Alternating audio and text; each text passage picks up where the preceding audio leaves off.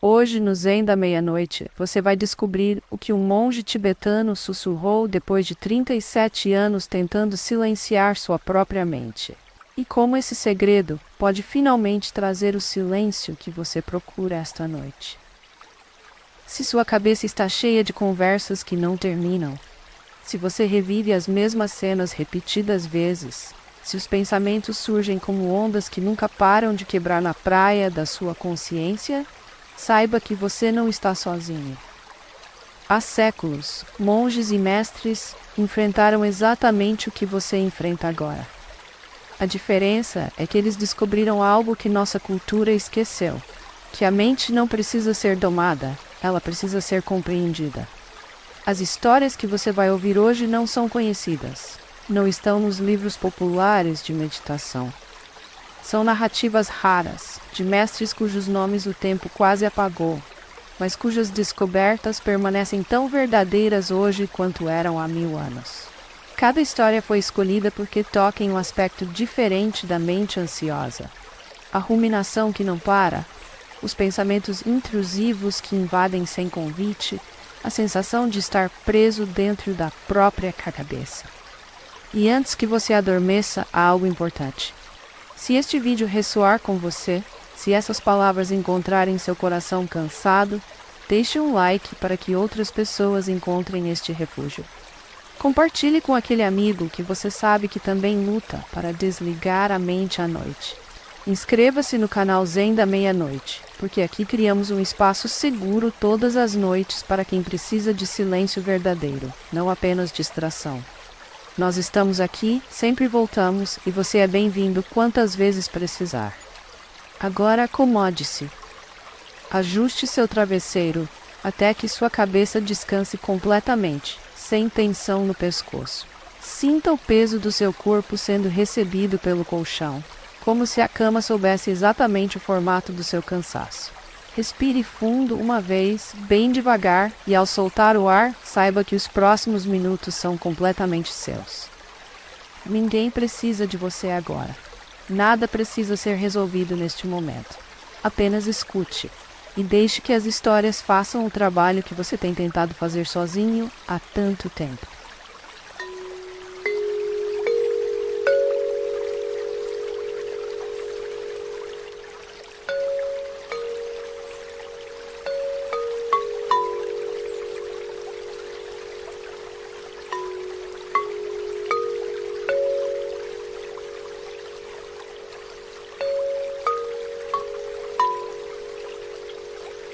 O frio da madrugada entrava pelas frestas de madeira do monastério quando o monge Tenzin acordou com o coração disparado. Não havia sido um pesadelo. Era pior que isso. Era aquele pensamento de novo. A mesma frase que o perseguia há 7 anos. Seu mestre havia dito algo durante um ensinamento, uma única sentença que Tenzin não conseguiu compreender completamente. E desde então ela voltava todas as noites, todas as manhãs, durante as caminhadas, durante as refeições. A mente que busca compreensão nunca compreende. Tenzin se levantou no escuro, seus pés descalços tocando o chão gelado de pedra. Ele tinha 28 anos, mas sentia-se exausto como um velho.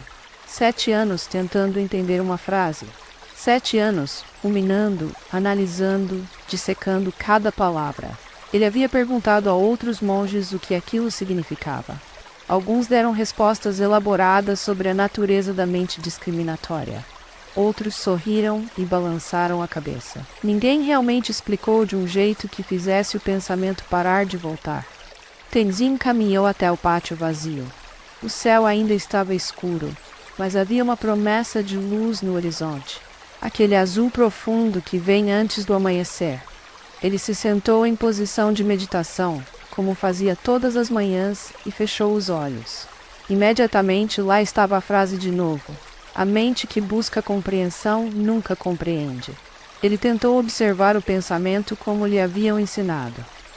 Tentou deixá-lo passar como nuvem no céu, mas o pensamento não passava, grudava, exigia atenção, gerava perguntas. Mas se eu não buscar compreender, como vou compreender? E se compreender não é o objetivo, qual é? E o que meu mestre quis dizer? Por que ele disse aquilo? Será que foi um teste? As perguntas se multiplicavam como células se dividindo, cada uma gerando outras 3.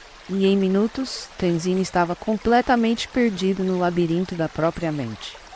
Ele abriu os olhos, frustrado. As primeiras cores do amanhecer começavam a tingir as nuvens de rosa e dourado. Tenzin olhou para o céu e pela primeira vez em anos não tentou entender nada. Apenas olhou. O rosa era rosa. O dourado era dourado. Não havia pergunta. Não havia busca por significado. Apenas cor sendo cor, céu sendo céu, olhos vendo. E então, algo aconteceu.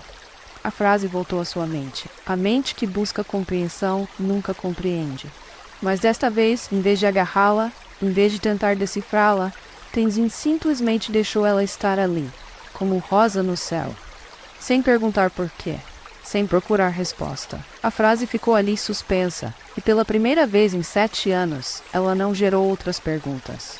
Ficou sozinha, como uma folha que finalmente parou de cair e pousou no chão. Tenzin respirou. 1 vez.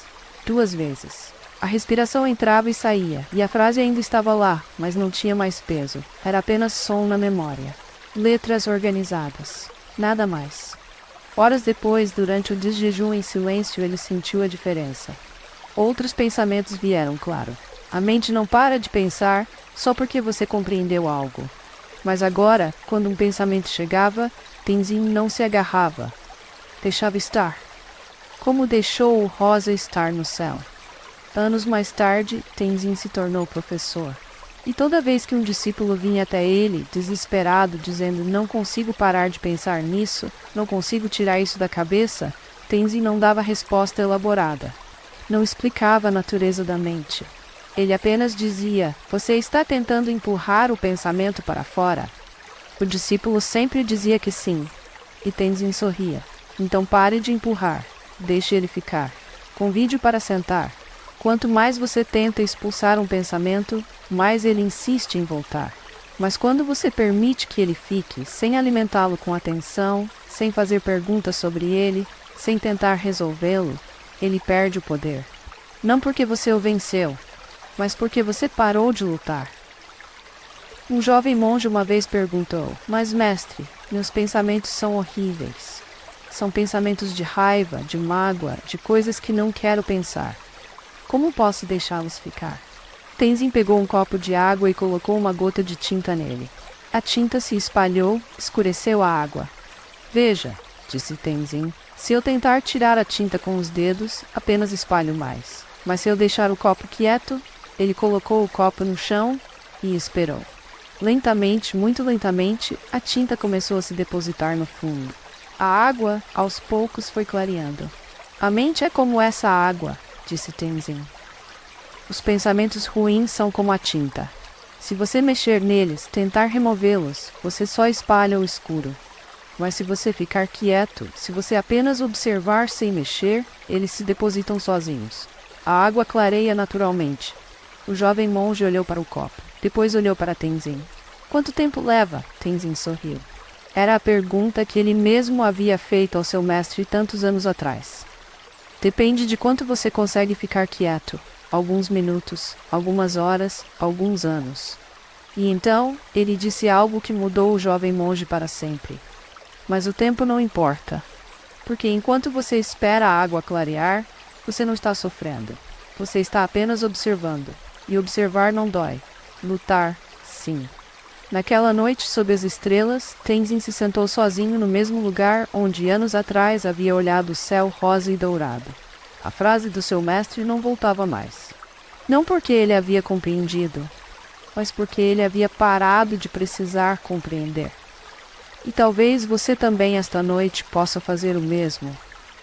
Aquele pensamento que volta, aquela preocupação que não sai, aquela conversa que você repete na mente tentando encontrar o que deveria ter dito.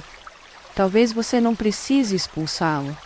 Talvez você só precise deixar ele estar ali, como rosa no céu, como tinta se depositando na água. Você não precisa resolver nada agora. Apenas observe.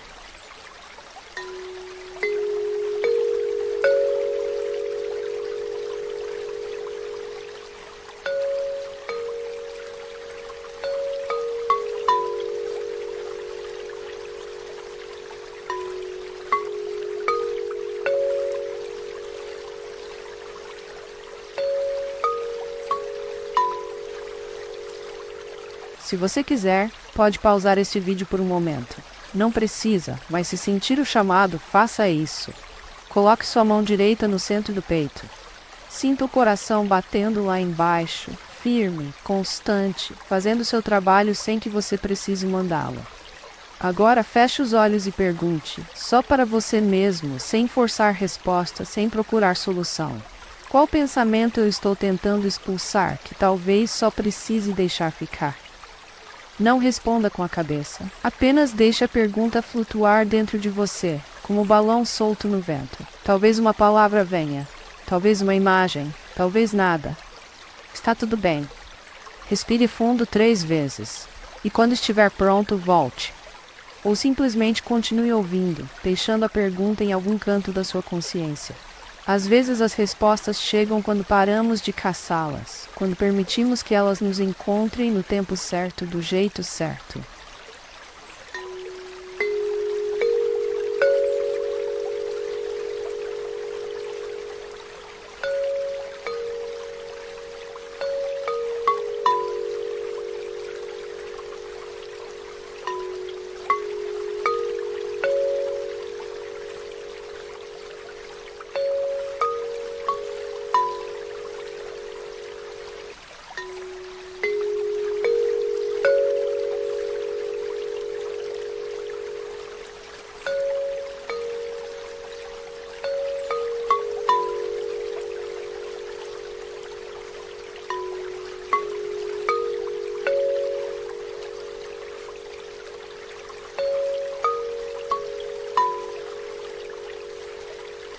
No monastério de Rumtek, nas montanhas do Himalaia, havia um ritual que poucos conheciam. Não estava escrito em livros sagrados, não era ensinado em retiros de meditação, era transmitido apenas de mestre para discípulo, em momentos específicos, quando o discípulo estava pronto para receber. O ritual durava apenas 3 minutos. Chamavam-no de o desligamento.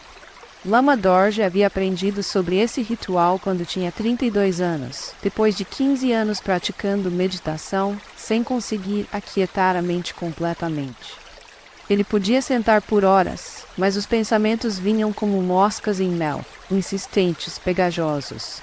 Seu mestre, um homem chamado Rinpoche Tsering, o observou durante meses. Via Dorje lutando, franzindo a testa durante a meditação, apertando os punhos quando os pensamentos vinham. Até que um dia, ao amanhecer, Rinpoche chamou Dorje para uma caminhada. Eles subiram uma trilha estreita e íngreme até um platô onde o vento soprava forte e frio. Não havia nada ali além de pedras e céu. Sente, disse Rinpoche, apontando para o chão. Dorje sentou. O vento batia em seu rosto, bagunçava seus cabelos. Respire normalmente, disse Rinpoche. Não mude nada. Apenas observe o ar entrando e saindo. Dorje obedeceu. Respirou. Observou. Depois de alguns segundos, Rinpoche disse: agora conte comigo. Inspire contando até 4. Retenha o ar contando até 2. Expire contando até 6. Espere contando até 2. E repita. Dorje começou. Inspirou 1, 2, 3, 4. Rendeu 1, 2. Expirou 1, 2, 3, 4, 5, 6. Esperou 1, 2. Os primeiros ciclos foram mecânicos. Ele estava concentrado em não errar a contagem, mas depois de 5, 6 respirações assim, algo mudou.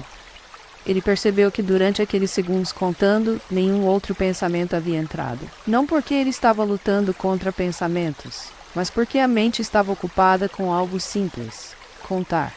Era como dar à mente um osso para roer. E enquanto ela roía o osso, ela não procurava outros brinquedos. Rinpoche observou o rosto de Dorje suavizar. 3 minutos, disse o mestre. Apenas 3 minutos desse ritmo.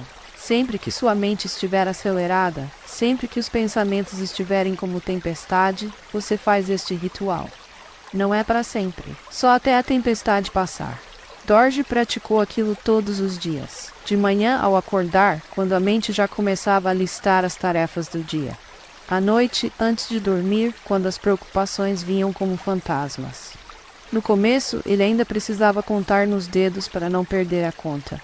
Mas com o tempo, o ritmo se tornou natural. 4 dentro, 2 segura, 6 fora, 2 espera. Inspirar mais devagar que expirar. Isso era importante. Rinpoche havia explicado. A expiração longa acalma o sistema nervoso. É como dizer ao corpo, não há perigo, você pode descansar. Anos depois, quando Dorje já era professor, ele ensinou o ritual a uma mulher que havia viajado 3 dias de ônibus para conhecê-lo. Ela chegou com olhos fundos, mãos trêmulas. Não durmo há semanas, ela disse. Minha mente não para, nunca para. Fico deitada e é como se houvesse 10 pessoas conversando ao mesmo tempo dentro da minha cabeça. Dorje reconheceu o desespero. Ele mesmo já estivera ali. Sente aqui, ele disse, apontando para uma almofada. Vamos fazer uma coisa simples. 3 minutos. Ele ensinou a respiração. 4 dentro, 2 segura, 6 fora, 2 espera. Ela fez, inicialmente tentando muito forte, forçando o ritmo. Mais suave, disse Dorje. Você não está lutando com a respiração, está dançando com ela. A mulher ajustou, suavizou. E depois de 2 minutos, lágrimas começaram a escorrer de seus olhos fechados. Não eram lágrimas de tristeza, eram lágrimas de alívio. Pela primeira vez em semanas, ela havia experimentado 20 segundos de silêncio interno. 20 segundos onde nenhuma voz falou. Quando ela abriu os olhos, Dorje estava sorrindo. Você sentiu? Ela perguntou, ainda incrédula. O silêncio? Sim, disse ele. E agora você sabe que ele existe, que ele sempre esteve lá esperando. Você só precisava de uma forma de chegar até ele. Ela voltou 3 meses depois. Estava diferente. O rosto descansado, os olhos claros. Eu faço todos os dias, ela disse. Às vezes, quando estou no trânsito e sinto a ansiedade subindo, eu faço ali mesmo. Ninguém percebe, mas eu sinto a diferença. Dorje sentiu. Este é o segredo do ritual. Não é mágico, não é místico. É apenas uma ferramenta, como chave que abre porta. Você não precisa entender como a fechadura funciona. Você só precisa girar a chave. Ele parou, olhou para ela. E você girou. Naquela noite, sozinha no pequeno quarto de hotel, a mulher sentou na beira da cama e fez o ritual de novo. 4 dentro, 2 segura, 6 fora, 2 espera. 3 minutos.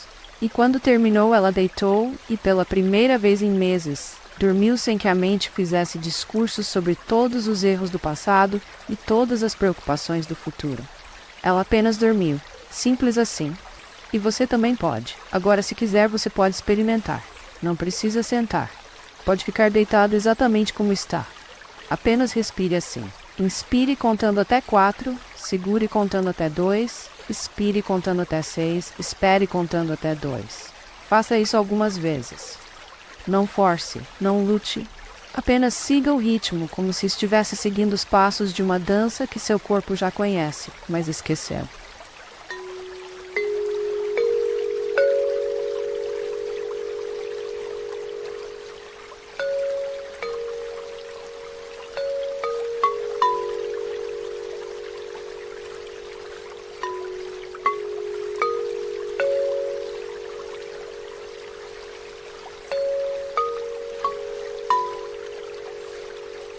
Esse ritmo de respiração, essa dança quieta entre o ar e o corpo, é como uma porta. E do outro lado dessa porta, há algo que os mestres Zen descobriram há muitos séculos. Algo sobre a própria natureza da mente que muda tudo quando você finalmente vê. Não é algo que precisa ser aprendido, é algo que precisa ser lembrado. E essa lembrança começou para um certo monge, de uma forma completamente inesperada. Ele não estava meditando, não estava em um retiro. Estava simplesmente sentado, frustrado, cansado e prestes a desistir de tudo. Foi nesse momento que seu mestre lhe fez uma pergunta tão simples, tão direta, que mudou o resto da sua vida. A pergunta era esta, e talvez ela também possa mudar algo em você.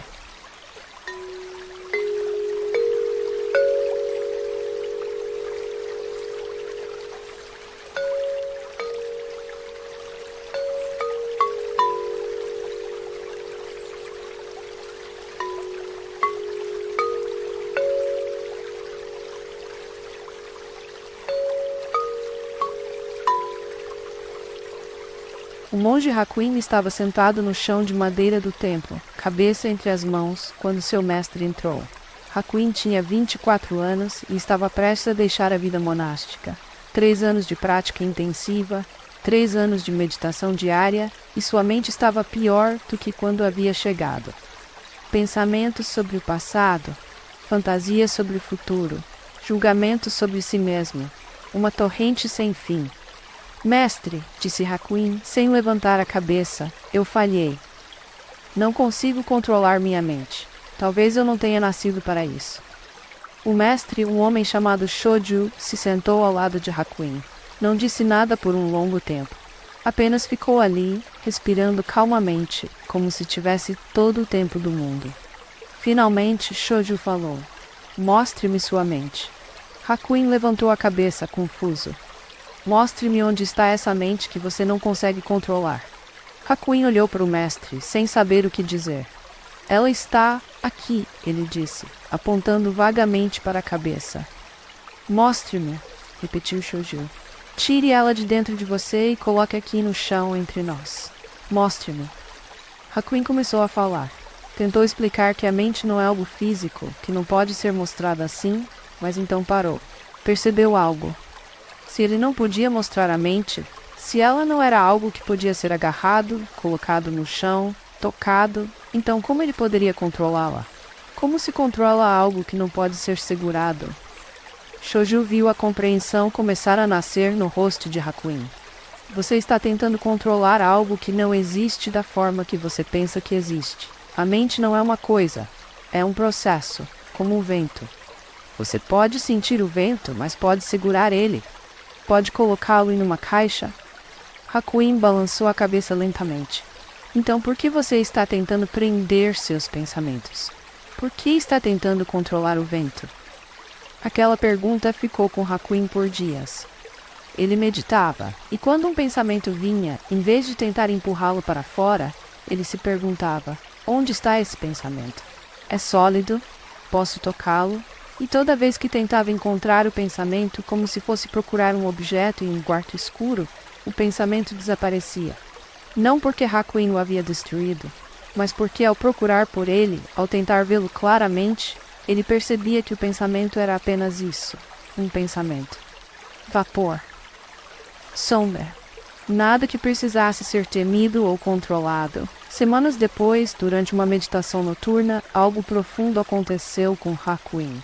Ele estava sentado quando uma onda de pensamentos ansiosos chegou. Pensamentos sobre sua família, sobre se havia tomado a decisão certa ao se tornar monge, sobre se ele era bom o suficiente. No passado, ele teria lutado. Teria tentado substituir esses pensamentos por pensamentos mais positivos, ou teria tentado suprimi-los com força de vontade. Mas desta vez, ele lembrou, mostre-me sua mente. Onde está o pensamento? Hakuin parou tudo. Ficou completamente imóvel e procurou pela ansiedade. Procurou pelo pensamento. E descobriu algo surpreendente. Quando ele observava o pensamento diretamente, sem fugir, sem lutar, o pensamento revelava-se como era realmente. Apenas sensações no corpo, um aperto no peito, uma tensão na garganta, e palavras. Palavras que pareciam importantes, urgentes, mas que quando observadas de perto eram apenas sons internos. Nada mais. Hakuin começou a rir. Não uma risada de alegria exatamente, mas de alívio profundo. Ele havia passado anos lutando com inimigos que nunca existiram da forma que ele pensava. Era como ter medo de sombras e então perceber que sombras não podem machucá-lo. Elas podem parecer assustadoras, podem ter formas estranhas, mas são apenas ausência de luz. Nada sólido, nada real. De manhã, Hakuin foi até seu mestre. Mestre, ele disse, eu procurei minha mente e não consegui encontrá-la. Shoji sorriu, um sorriso grande que iluminou todo o seu rosto envelhecido. Então eu te curei, disse ele. Se você não consegue encontrar sua mente, você não pode mais ser atormentado por ela. Anos depois, Hakuin se tornou um dos mestres Zen mais respeitados do Japão. E toda vez que um estudante vinha até ele dizendo minha mente está fora de controle, Hakuin fazia a mesma pergunta que seu mestre havia feito. Mostre-me sua mente. E então ele esperava. Esperava o estudante perceber, como ele percebeu, que a mente que eles temem, a mente que acham que precisa ser domada, é como neblina. Você pode ver neblina, pode caminhar através dela, mas não pode segurá-la. E quando você para de tentar segurá-la, quando você simplesmente deixa ela ser o que é, vapor passageiro, ela perde todo o poder sobre você. Hakuin ensinou isso de muitas formas, às vezes com palavras, às vezes com silêncio. E às vezes ele apenas olhava nos olhos do estudante e perguntava suavemente, quase em sussurro: diga-me agora, neste exato momento, onde está o pensamento que te assustava ontem? Você pode mostrá-lo para mim? Você pode colocá-lo na palma da sua mão? E o estudante procurava dentro de si, e não encontrava, porque o pensamento de ontem já não estava mais ali. Havia se dissolvido, como todos os pensamentos fazem, eventualmente, quando não são mais alimentados. E você, ouvindo isso agora, pode fazer a mesma pergunta para si mesmo. Esse pensamento que te perturba, essa preocupação que carrega, onde está ela agora? Você consegue apontá-la, pegá-la, ou ela é como água escorrendo entre os dedos, sempre mudando de forma, sempre se movendo, nunca realmente sólida o suficiente para ser presa? Talvez você já saiba a resposta. E talvez, ao saber, algo dentro de você possa finalmente descansar.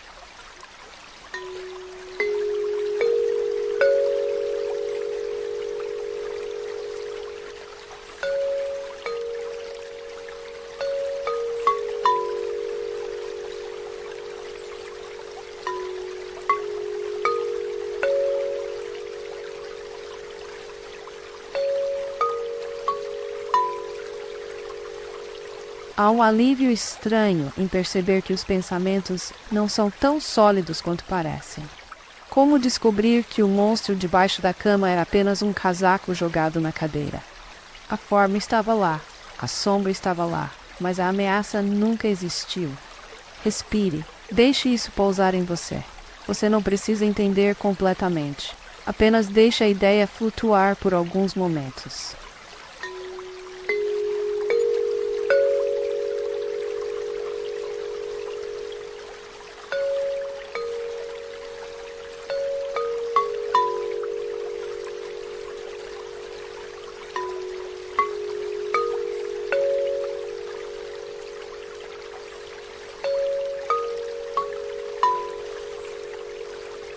Em um pequeno templo na província de Kyoto, um jovem discípulo chamado Kenji enfrentava um tipo diferente de tormento.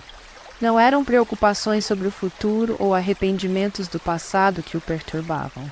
Eram pensamentos intrusivos, pensamentos que surgiam do nada e o horrorizavam. Pensamentos de violência, pensamentos sexuais inapropriados, pensamentos blasfemos. Ele não queria pensar essas coisas. Elas simplesmente apareciam, como ratos saindo de buracos escuros, e ele se sentia sujo, culpado, como se fosse uma pessoa má por ter esses pensamentos. Uma tarde, depois de um dia inteiro torturado por pensamentos que o envergonhavam, Kenji não aguentou mais. Ele procurou seu mestre, um monge velho chamado Sato, e confessou tudo. Mestre, ele disse, lágrimas escorrendo pelo rosto, eu sou uma pessoa horrível. Eu penso coisas terríveis, coisas que nenhum monge deveria pensar. Eu tento parar, mas quanto mais eu tento, mais os pensamentos vêm. Eu oro, eu medito, eu jejuo, mas nada funciona. Eu sou impuro. Sato olhou para Kenji com compaixão profunda. Ele já havia visto muitos discípulos passarem por isso. Sente-se, disse Sato, apontando para uma almofada ao seu lado. Kenji sentou envergonhado, incapaz de olhar nos olhos do mestre. Deixe-me contar algo, disse Sato. Quando eu tinha sua idade, eu também tinha pensamentos assim. Pensava coisas horríveis sobre outras pessoas. Pensava sobre desistir da vida monástica e fazer coisas que sabia serem erradas. E eu me odiava por isso. Kenji levantou os olhos, surpreso. Seu mestre, aquele homem sábio e sereno, também havia passado por isso. E o que você fez? Perguntou Kenji em voz fraca. Primeiro, disse Sato, eu tentei lutar. E quanto mais eu lutava, pior ficava. Era como tentar segurar uma bola debaixo d'água. Quanto mais força eu fazia, mais forte ela queria subir. Candy sabia exatamente do que o mestre estava falando. Então um dia, meu próprio mestre me disse algo. Ele disse: um pensamento que aparece na sua mente não é seu. Você só se torna dono dele se você agarrar ele, se você alimentar ele, se você acreditar nele. Sato parou, deixou as palavras penetrarem. Você entende? Um pensamento intrusivo é como um pássaro que voa pelo céu. Ele passa sobre sua cabeça. Você não pediu para ele estar lá. Você não escolheu ele. Ele só estava passando. Mas se você olhar para esse pássaro e disser: esse é meu pássaro, eu sou responsável por ele, que horror que esse pássaro existe, então sim, você sofre. Mas se você simplesmente deixar o pássaro voar, sem agarrá-lo, sem julgá-lo, ele passa e vai embora. Candy ouviu, mas ainda havia dúvida no seu rosto. Mas mestre, esses pensamentos são tão ruins, tão errados. Como posso simplesmente deixá-los estar? Sato sorriu gentilmente. Eu não estou dizendo para você concordar com os pensamentos. Não estou dizendo para você gostar deles ou agir de acordo com eles. Estou dizendo para você parar de lutar contra eles. Porque a luta é o que dá poder a eles. Ele se inclinou mais perto. Escute, sua mente não é você. Sua mente é uma ferramenta. E às vezes, ferramentas fazem barulhos estranhos. Quando uma máquina velha liga, ela range, faz sons que não deveriam estar lá. Mas você não joga a máquina fora por causa do barulho. Você apenas reconhece: esse é só um barulho. Os pensamentos intrusivos são assim. São ruídos que a mente faz. Não significam nada sobre quem você é. Candy sentiu algo afrouxar dentro do peito. Então, eu não sou uma pessoa ruim por ter esses pensamentos. Não, disse Sato firme. Você seria uma pessoa ruim se agisse de acordo com eles. Mas ter o pensamento, isso é apenas a mente fazendo o que mentes fazem. Mentes geram pensamentos, aleatórios, estranhos, às vezes chocantes. E quanto mais você teme certo tipo de pensamento, mais ele aparece. É um paradoxo cruel. Sato respirou fundo e continuou. Deixe-me ensinar uma técnica. Quando o pensamento intrusivo vier, não lute, não tente empurrar para fora. Simplesmente reconheça. Um pensamento. Pode até nomear pensamento de violência ou pensamento sexual. Mas nomeie sem julgamento, como se você estivesse observando nuvens. Nuvem cinza, nuvem branca, nuvem em forma de dragão. Você não tem medo das nuvens. Elas só estão passando. Candy tentou. Naquela mesma noite, durante a meditação, um pensamento intrusivo veio. Algo violento. Algo que o fazia sentir nojo de si mesmo. Mas em vez de entrar em pânico, em vez de tentar suprimir, ele lembrou das palavras de Sato. Ele pensou, quase como se estivesse observando de longe um pensamento de violência. E então esperou. O pensamento ficou ali por alguns segundos. Mas sem a reação de medo, sem a luta, ele não tinha combustível. Era como fogo sem oxigênio. Lentamente o pensamento se dissipou. Não porque Candy o havia destruído, mas porque ele havia parado de alimentá-lo com atenção assustada. Nos meses seguintes, os pensamentos intrusivos ainda vinham, mas cada vez menos. E cada vez que vinham, Candy praticava a técnica. Um pensamento. Sem drama, sem culpa, só reconhecimento. Até que um dia, Candy percebeu que havia passado uma semana inteira sem um único pensamento intrusivo. E quando finalmente um veio, era tão fraco, tão sem importância, que ele quase riu. Era como se sua mente tivesse finalmente aprendido. Esse truque não funciona mais. Ele não tem mais medo. Anos depois, quando Candy já era professor, ele sempre dizia aos seus alunos: não tenha medo dos seus pensamentos. Eles não têm o poder que você acha que tem.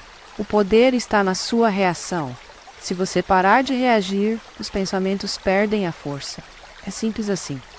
Não fácil, mas simples. E ele sempre terminava com isso. Lembre-se, você não é seus pensamentos. Você é aquele que observa os pensamentos. E o observador, aquele que está ciente, aquele que nota, ele é sempre livre.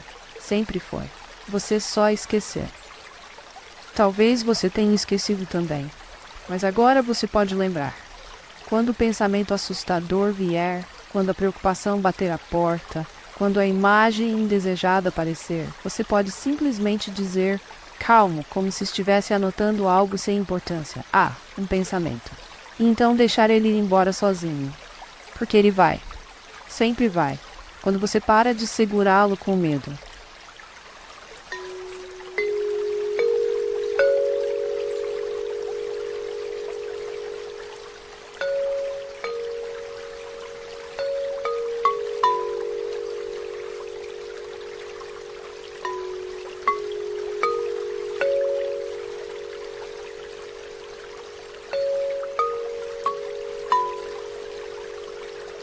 Esta noite, enquanto você dorme, algo interessante vai acontecer. Seu cérebro vai processar tudo o que você ouviu, vai reorganizar memórias, vai dissolver tensões que você nem sabia que estava carregando. Você não precisa fazer isso. Está acontecendo sozinho, silenciosamente, perfeitamente. Amanhã, quando você acordar, antes de checar o telefone, antes de começar a lista mental de tarefas, apenas observe. Meu corpo passou a noite inteira se curando. Minha mente passou horas se organizando. Eu não precisei controlar nada. E deixe isso ser suficiente. Deixe isso ser verdadeiro. Porque é.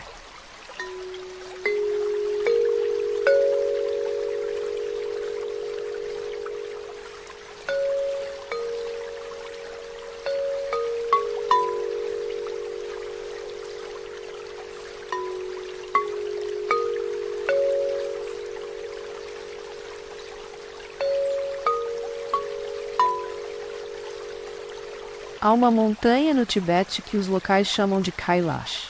Ela é considerada sagrada por 4 religiões diferentes. Budistas, hindus, jainistas e seguidores de Bon, todos olham para aquela montanha e veem o centro do universo. Mas a montanha não sabe disso. Ela apenas existe. Tempestades vêm, neve cobre seu pico, o sol derrete a neve, vento esculpe suas rochas. E através de tudo isso, a montanha permanece. Imutável na sua essência, mesmo enquanto muda constantemente na superfície. Os monges que vivem perto de Kailash ensinam isso aos visitantes. Sua mente é como essa montanha. Na superfície, há tempestade. Pensamentos vêm como ventanias. Emoções cobrem tudo como neve. Mas lá embaixo, no fundo, há algo que nunca muda. Há uma quietude que sempre esteve lá. Um monge velho, cujo nome foi esquecido pelo tempo, costumava levar seus discípulos para caminhar ao redor da montanha. Era uma jornada de 3 dias. Caminhada difícil. E durante toda a caminhada ele não falava nada. Apenas caminhava. Os discípulos, no começo, tentavam preencher o silêncio com perguntas. Mestre, o que devemos fazer quando a mente está agitada? Silêncio. Mestre, como encontramos paz? Silêncio. Mestre, por favor, ensine-nos. E o monge apenas apontava para a montanha. Sempre a montanha. No segundo dia, os discípulos começavam a ficar irritados. Eles haviam viajado tão longe, caminhado tanto, e o mestre não ensinava nada, apenas apontava para a montanha. No terceiro dia, quando estavam quase completando o círculo ao redor de Kailash, uma tempestade de neve chegou. Violenta. Fria, impossível ver mais que alguns metros à frente. Os discípulos entraram em pânico, mas o monge apenas se sentou em uma rocha, puxou seu manto sobre a cabeça e ficou ali, imóvel, como a montanha. Os discípulos não tinham escolha. Sentaram-se ao redor dele, tremendo de frio, com medo da tempestade, esperando que ela passasse. E enquanto esperavam, algo começou a mudar. Eles perceberam que a tempestade não durava para sempre. Eventualmente a neve diminuiu, o vento acalmou, e quando saíram debaixo dos mantos, viram que a montanha ainda estava lá, intocada, a mesma de antes da tempestade. Foi então que o monge finalmente falou: "Vocês perguntam como aquietar a mente. Mas essa é a pergunta errada. A mente é como o tempo, às vezes tempestade, às vezes calma. Você não controla o tempo. Você apenas se abriga quando necessário e sai quando passa. A pergunta certa não é como eu paro a tempestade. A pergunta certa é: onde está a montanha? Onde está aquela parte de você que nunca muda? Não importa o que aconteça na superfície." Os discípulos ficaram em silêncio, olhando para a montanha. E então, lentamente, cada um começou a sentir. Lá no fundo, abaixo dos pensamentos, abaixo das preocupações, abaixo de todo o barulho mental, havia algo quieto. Algo que estava sempre ali, testemunhando tudo, mas nunca perturbado por nada. Um deles perguntou: "Mas, mestre, como acessamos essa quietude?" O monge sorriu. "Você já está acessando, você sempre esteve. Aquela parte que faz a pergunta: onde está a paz? Essa parte já está em paz.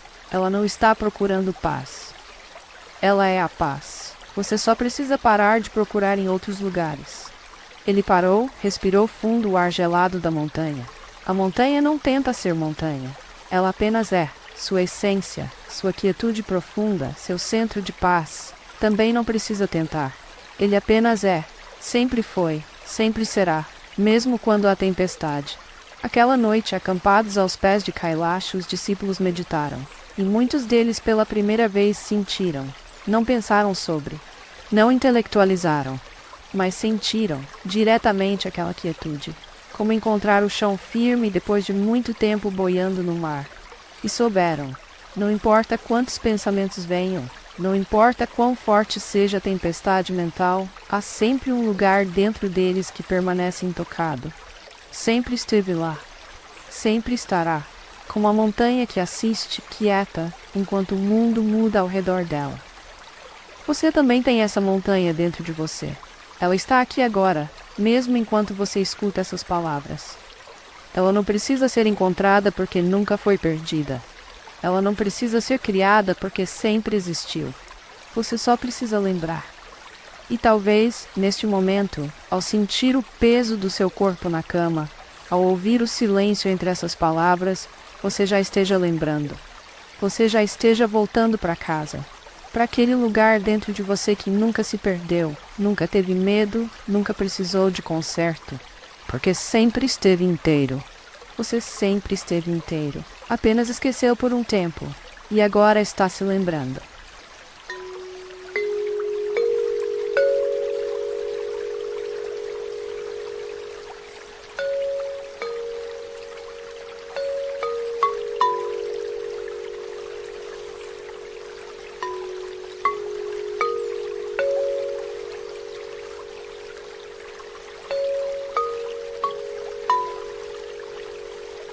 Você chegou até aqui, através de histórias de monges que ruminavam, rituais tibetanos de 3 minutos, perguntas impossíveis sobre onde a mente está, pensamentos intrusivos que perderam seu poder e montanhas que ensinam simplesmente por existir.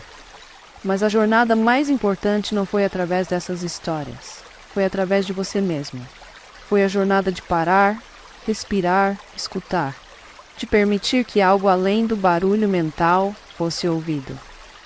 Você não precisa lembrar de cada palavra. Não precisa entender cada conceito. Apenas deixe que algo, talvez apenas uma sensação de alívio, talvez uma pequena compreensão, talvez só uma respiração mais profunda, fique com você.